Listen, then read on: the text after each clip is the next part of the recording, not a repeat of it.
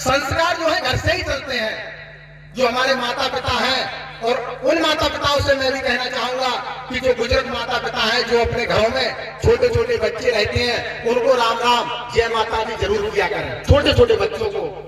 क्योंकि हमारे माता पिता कुछ ऐसे होते हैं, कुछ ये सोचते हैं कि हम छोटों से जय माता दी करेंगे, बेकार।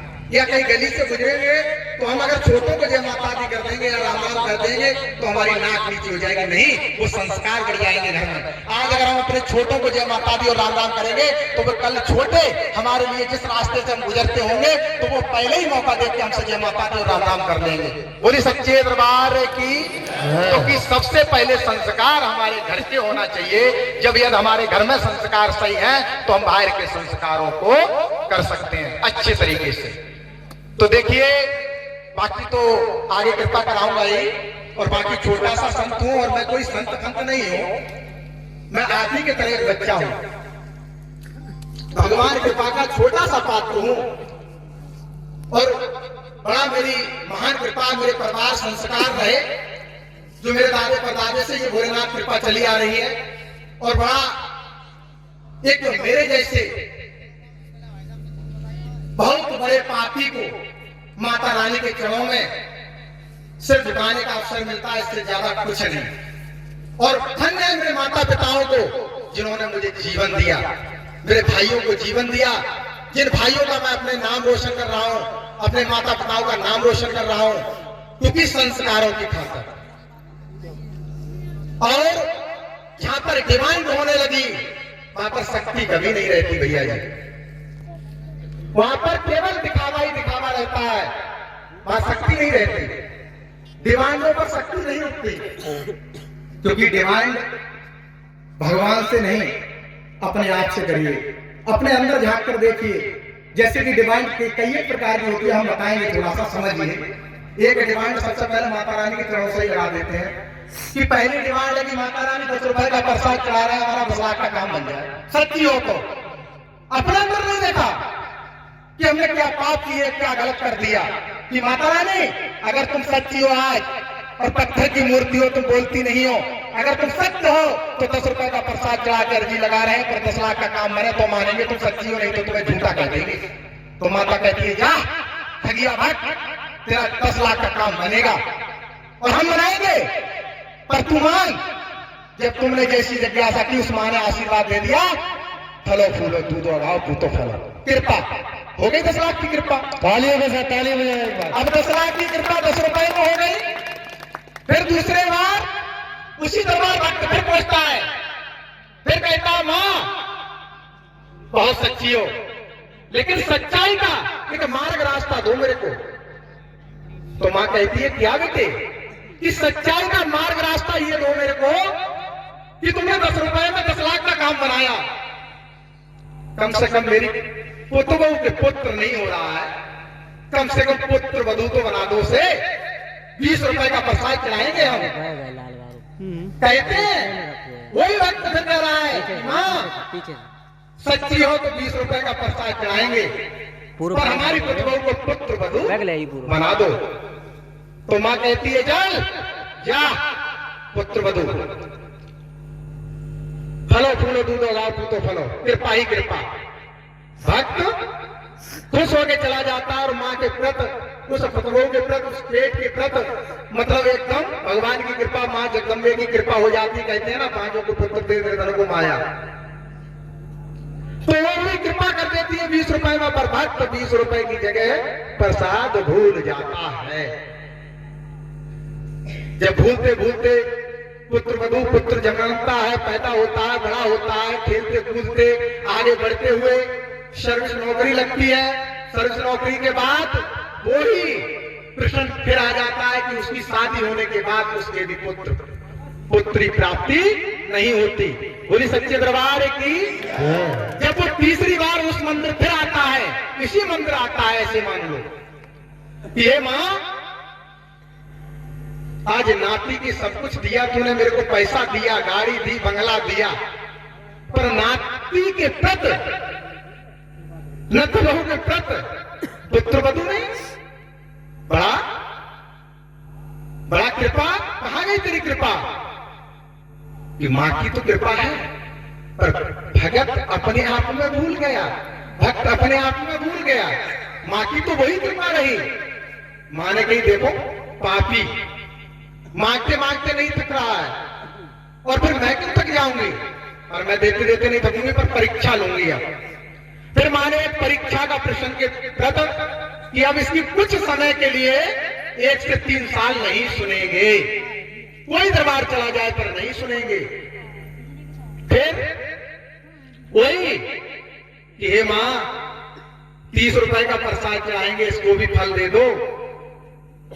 आता आता थक जाता, हाजिरी लगाते लगाते थक जाता है, पर फल 3 साल तक ब्रेक हो गया।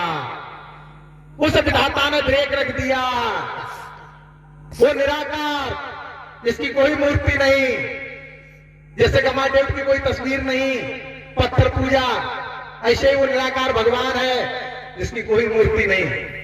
तो देखिए जब वहां पर उस मंदिर आते, हाजिरी लगाते कि 21-11 जो कुछ लगाए कि अब मैया तेरे में वो शक्ति नहीं रही। पहले स्थान कच्चा था तो भगत लोग बड़ा सच्चे थे, आज स्थान पक्के हो गए तो भगत कच्चे हुए हैं। लेकिन ऐसा नहीं है, धर्म वही रहता है, लेकिन संत तो बदल सकते हैं, भगत बदल सकते हैं, पर शक्ति हमारी कभी भी छीट नहीं हो सकती। शक्ति जहां पत्थर रखा है, ईंट रखी है, शक्ति वही होती है, पर भाव वो हमारा नहीं रहता। जब 30 रुपए के प्रसाद की बात आई तो कही कि गंगागढ़ के पास में एक सोरो है, वहां चलते हैं, वहां भगत बहुत नाम पर है, बहुत जल्दी काम कर देता है। लेते वहां पहुंचे, भाई भगत जी राम राम प्रणाम, 5 हुए, पान में मत्था टेक दिया।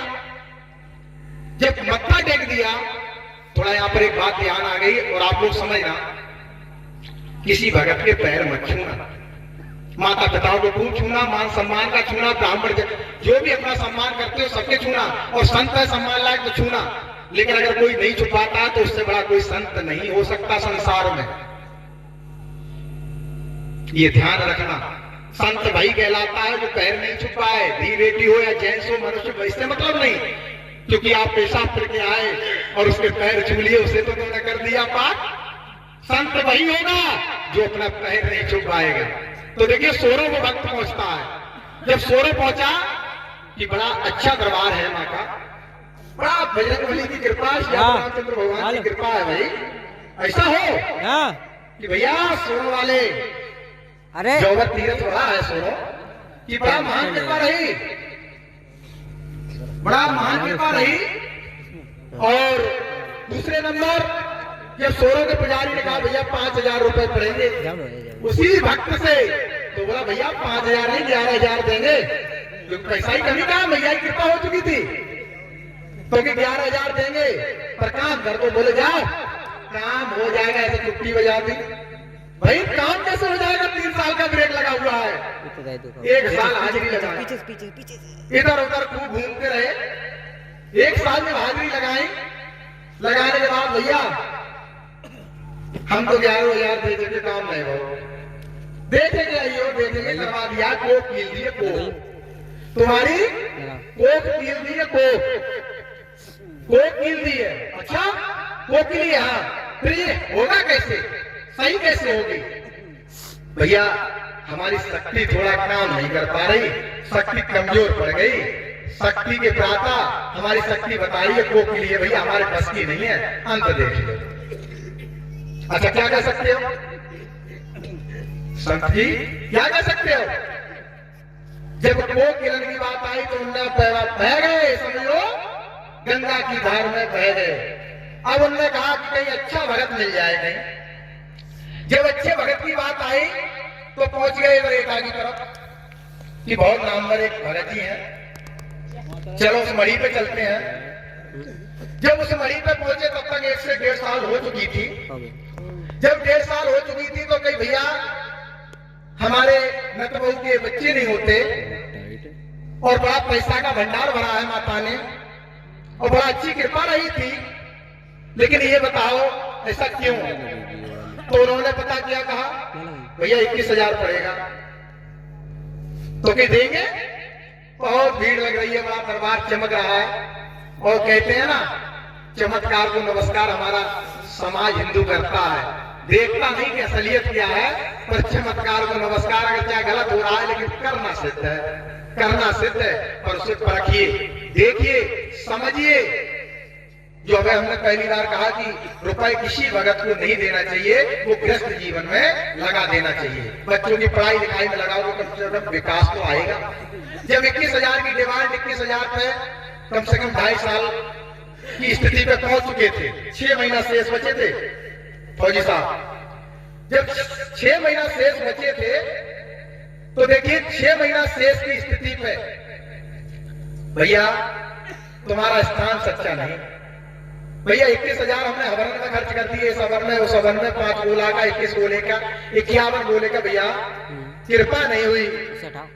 अरे भैया मैंने कोका तो जादू कर दिया था, कोको सही कर दी, पर भैया क्यों नहीं ठहर रहा, पता नहीं घर क्यों नहीं ठहर रहा। तब तक 6 महीना जो शेष है वो पूरे होने जा रहे थे।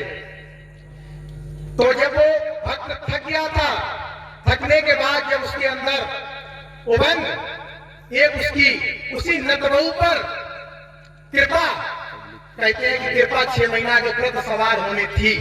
जब उस मां माई की जगदम्बे आदि शक्ति की घर में कृपा खलबली डालने लगी। खलबली का मतलब खेला कूदी, कहीं से उठाओ उससे पटको, उससे उठाओ उससे पटको, क्योंकि काम भी होना था और पटका पटकोवर भी होनी थी।